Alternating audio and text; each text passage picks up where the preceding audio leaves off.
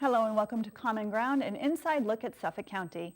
I'm your host, Seth McCoy. We have an exciting show for you today. The guest on our first half of the show is Stacy Malone, the Executive Director of the Victim Rights Law Center. This nonprofit organization was launched in 2003 to focus exclusively on the complex and unexamined civil legal needs of sexual assault victims. The Victim Rights Law Center has become the first nonprofit law center in the nation solely dedicated to serving the legal needs of this unserved group. And on the second half of the show, we will introduce you to Sharon Reilly, Executive Director of Cradles to Crayons. This organization provides free of charge packages of clothes, shoes, books, toys, baby safety equipment, and school supplies to children in the Massachusetts and the Philadelphia areas. Last year, they helped over 80,000 children by working in close partnerships with social workers, nurses, teachers, and therapists. Cradles to Crayons is a strong resource to children and families in need, the organizations who serve those families, and individuals who seek to make a tangible difference in their own communities. Stay tuned, and I hope you enjoy the show.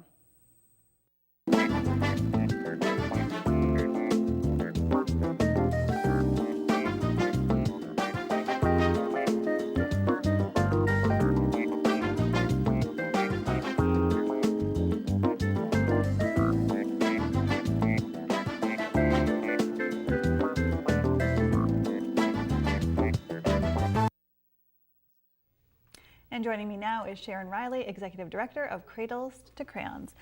How are you, Sharon? Welcome to the show. Thank you. I'm doing fantastic. Thank you for the opportunity to be here. No problem. So tell me about Cradles to Crayons. So Cradles to Crayons is a nonprofit organization founded in 2002 by Lynn Margario. Our mission is to work with children from birth to age 12 to make sure that they have the essential items that they need to thrive at home, at school, and at play. Yeah, because there are certainly a lot of kids in Massachusetts and Suffolk County who don't have enough. You know, their parents are struggling, or they might be from a single parent household, and they just don't have what they need to go to school and to learn and all that stuff. So what are some of the things you provide for the kids? I have a stack of books next to me. You do. I know. I like this first one. Thank Makes me you. want to be at the beach. Thank you.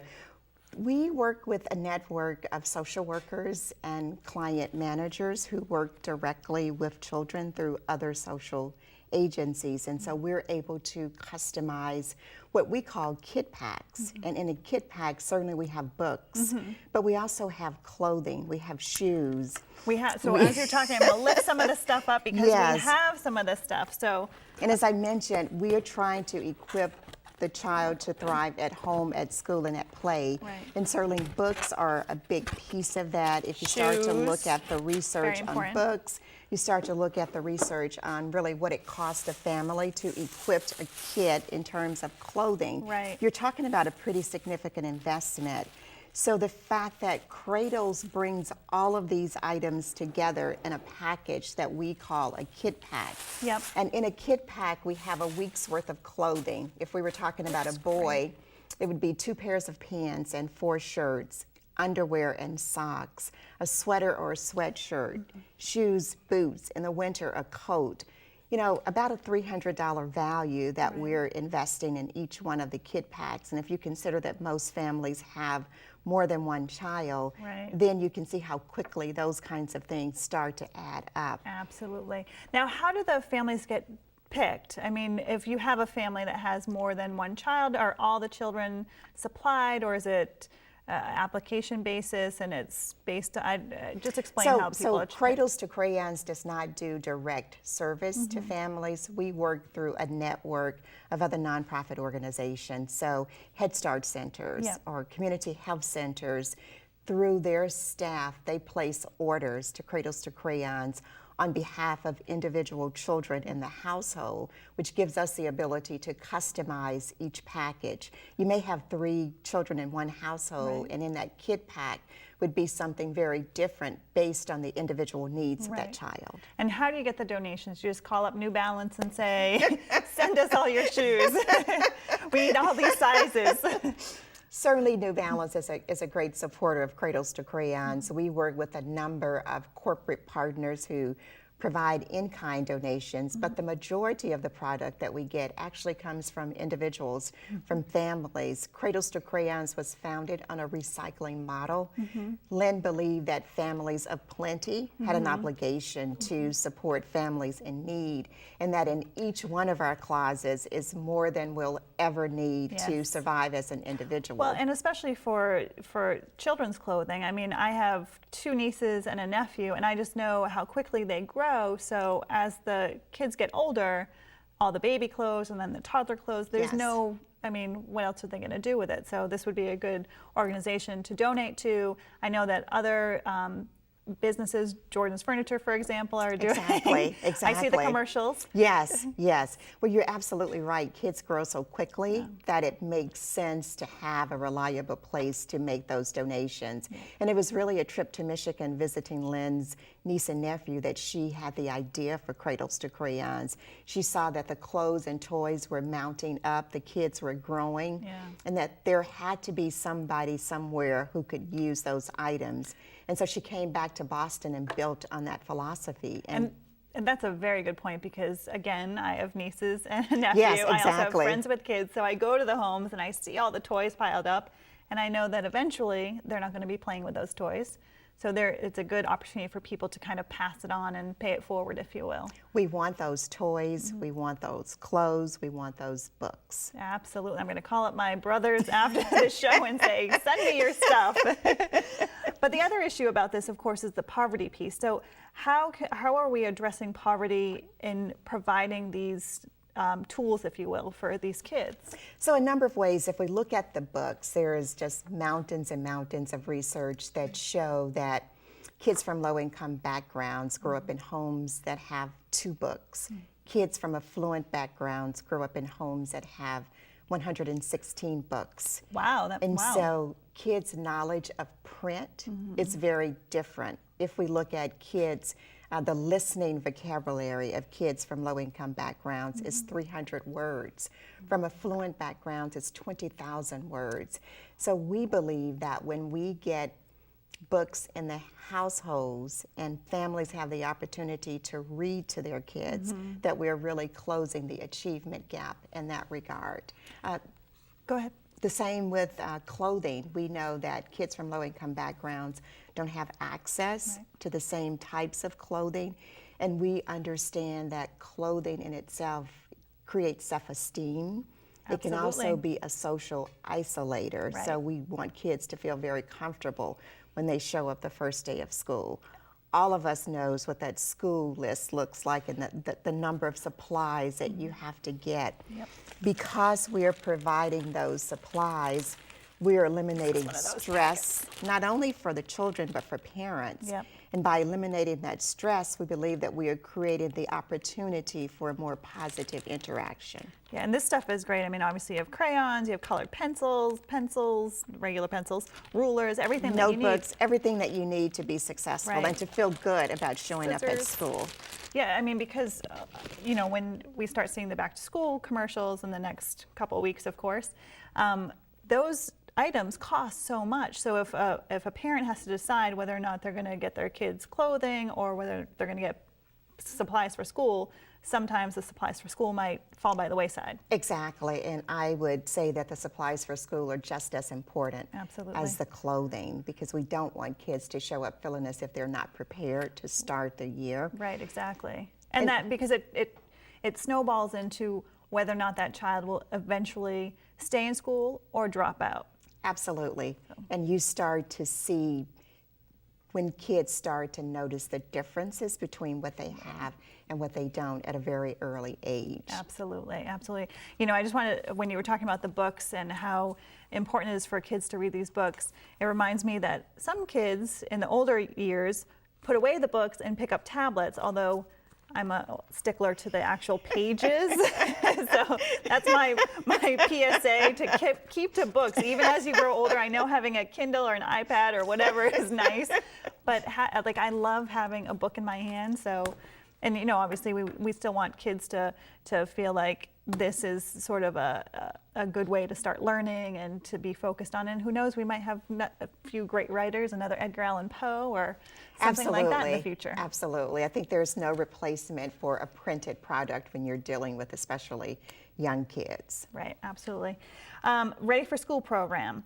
So we talked about giving the essential items for school. Is there anything else about that program that people should know about? Absolutely. We kicked that program off with a huge backpack-a-thon on August 8th at Government Center.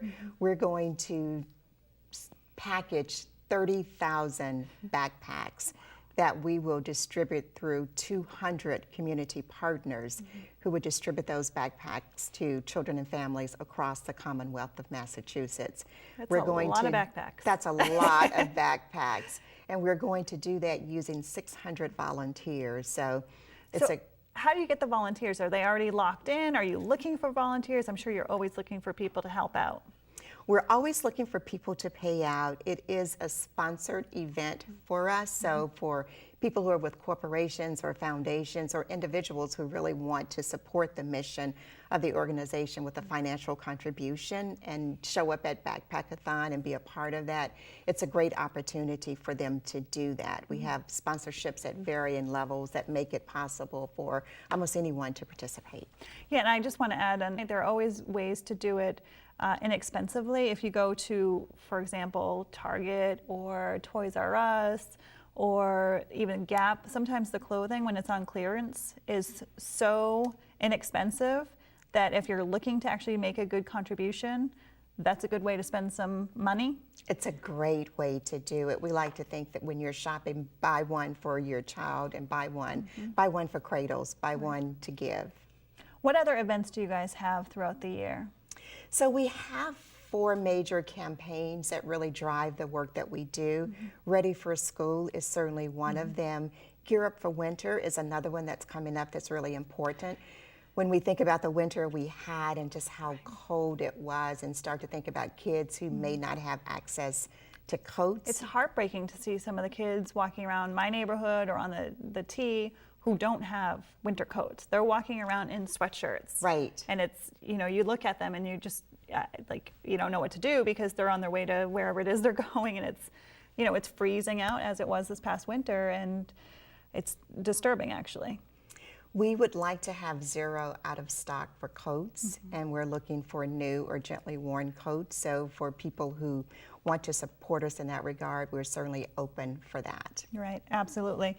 I think that, obviously this is an issue that we've been struggling for years, is poverty and trying to get people out of that cycle, if you will. So, any bit helps. And teaching financial literacy is something that is a good idea for folks to be educated on, especially the younger kids as they're getting older, so that they can maybe cycle out of that situation. I agree. Some of the organizations that we work with provide financial literacy services for clients who receive packages from us.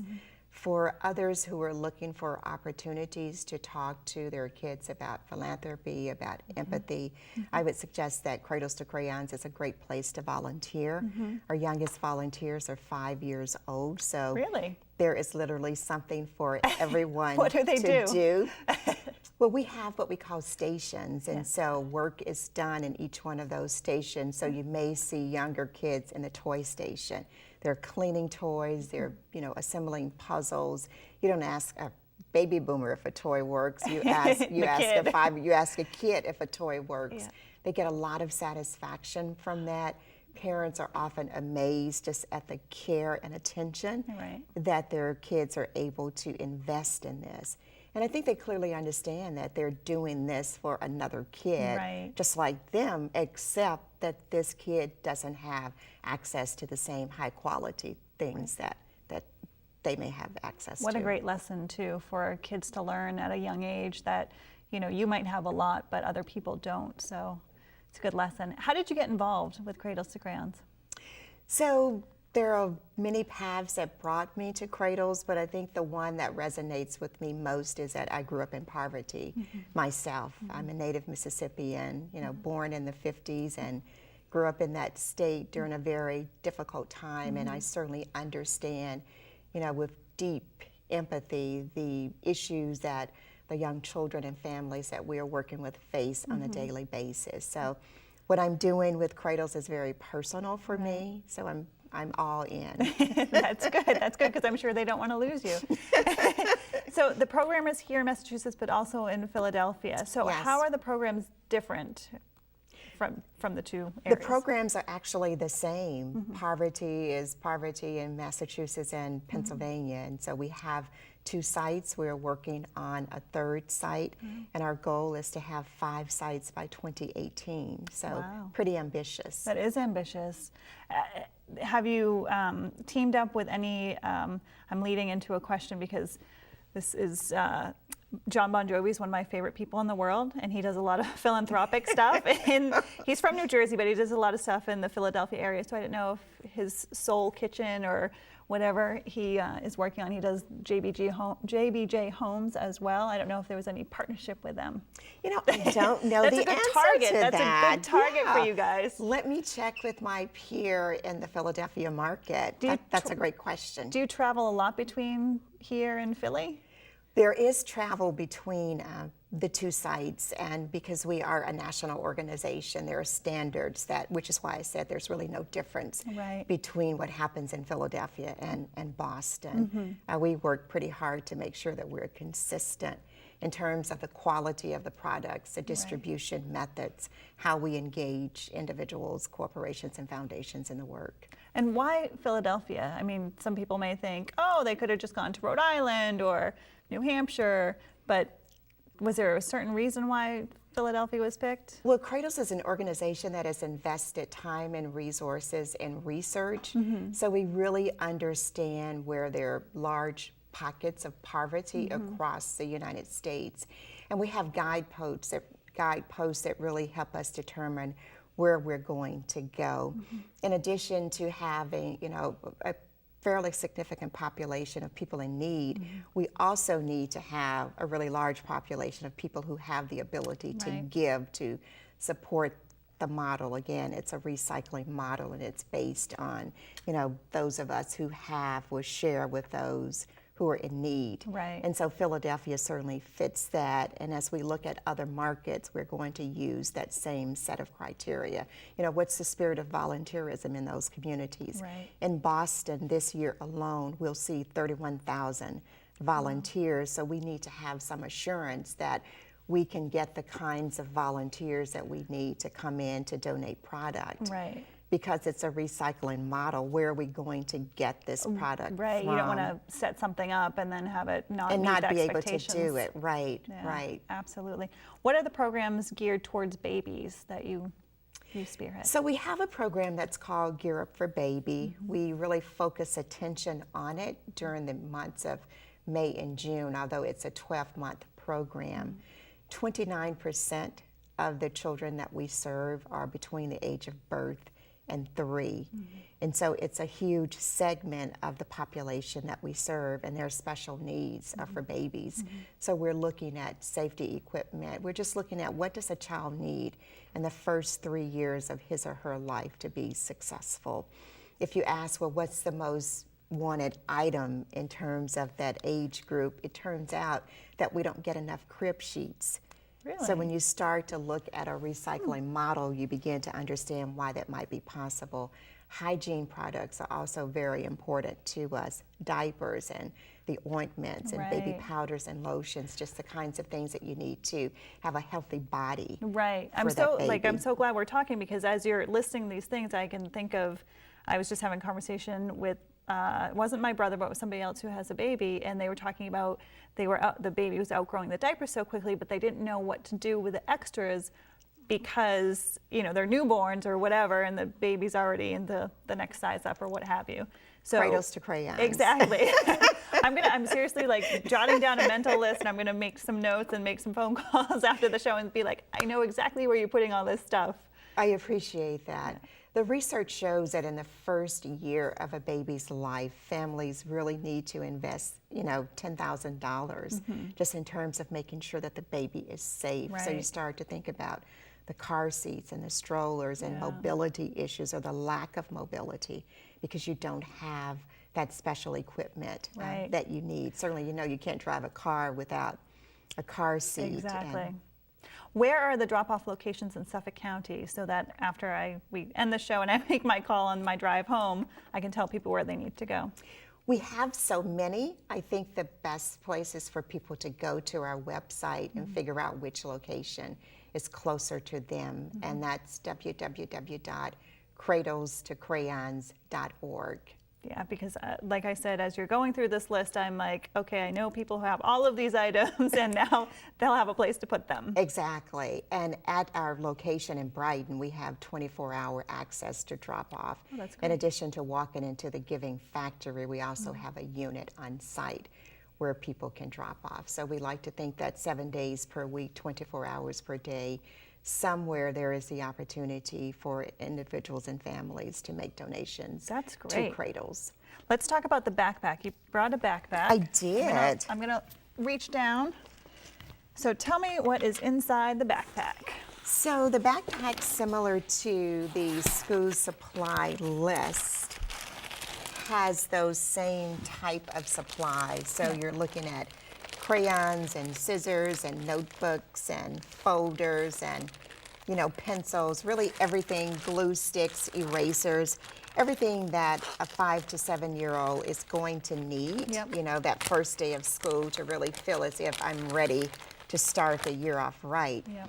And then one of the things that I really like is that in each one of the backpacks that we distribute, we put what we call a well-wish note.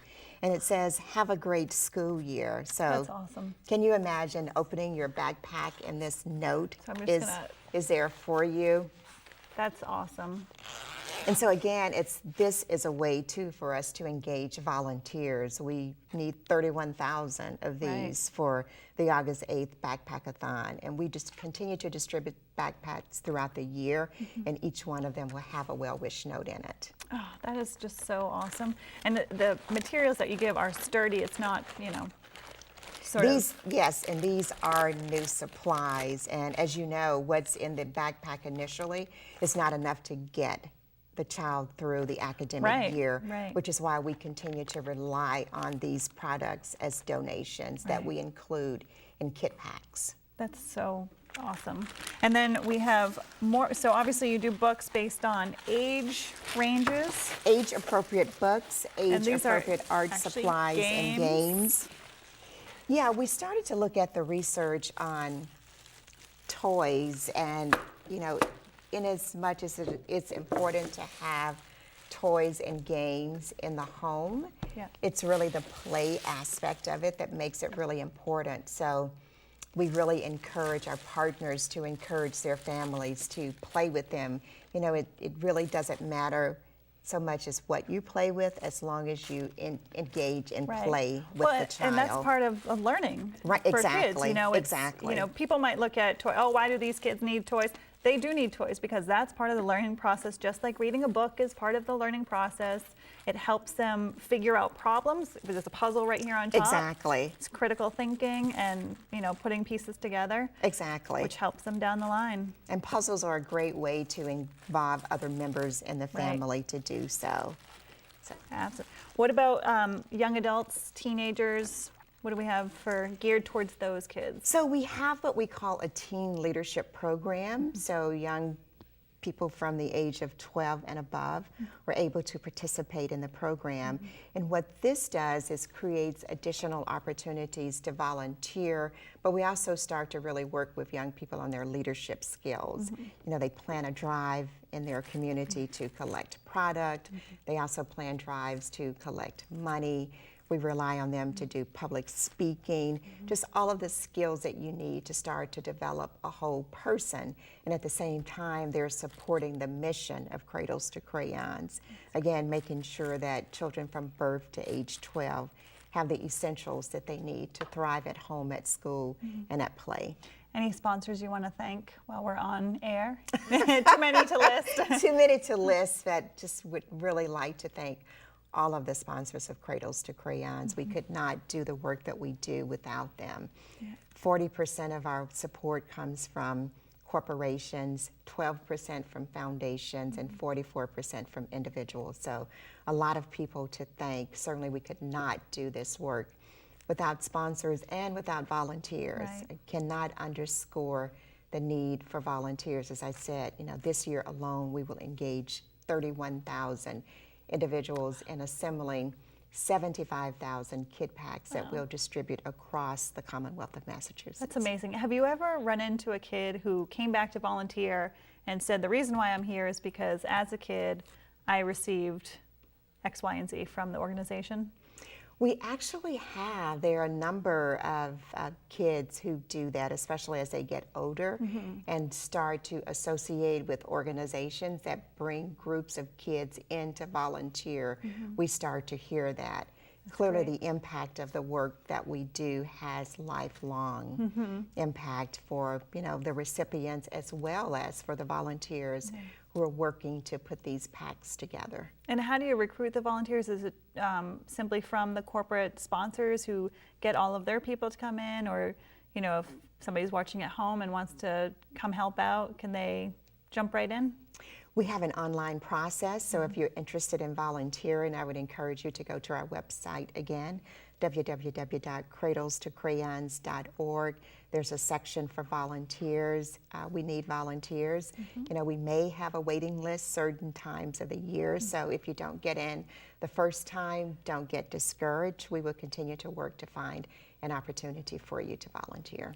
And we've already talked about some of the most desired donations, but if you could list a few of them that right now you mentioned the crib covers. Right. What else could you think of that people might not be thinking, oh, this is a good donation product, but really is? Boys' pants, boys' shirts, 10, 12, 14, 16, 18 is the size, chronically out of stock.